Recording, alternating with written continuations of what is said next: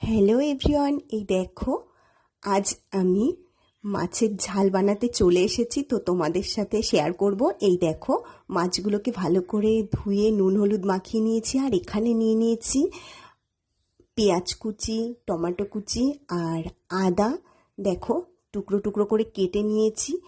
আর রয়েছে লঙ্কা, দেখো এই যে কয়েক পিস লঙ্কা নিয়ে নিয়েছি।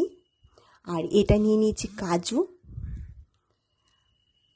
দেখো বন্ধুরা কাজু বাদাম নিয়ে নিয়েছি। আর এটা রয়েছে বিরিয়ানি মশলা, তো এটা দিলে খুবই ভালো হয়, তো আমি এটা দিই।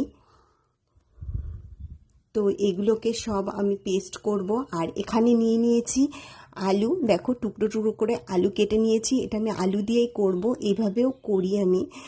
শুধু মাছ থেকে আলু দিয়ে এটা খুবই ভালো লাগে। তো এই যে মাছগুলোকে দেখো বন্ধুরা ফ্রাই করে নিলাম।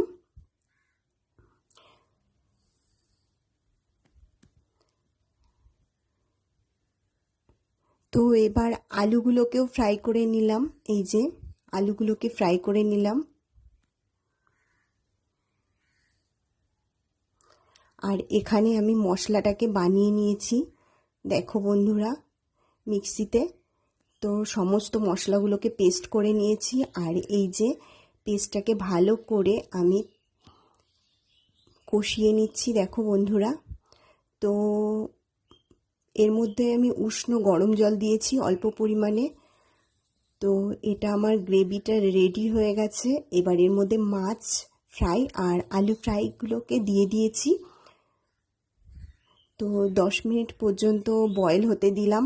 তো রেডি আমার, দেখো মাছের ঝাল। তো এইভাবে আমি বানাই, তোমরা একটু বানিয়ে দেখো, তো খুব ভালো লাগে। তো আজকের ভিডিওটা, এই ছোট্ট মিনি ব্লগটা যদি তোমাদের ভালো লাগে তাহলে শেয়ার করতে ভুলো না। বাই।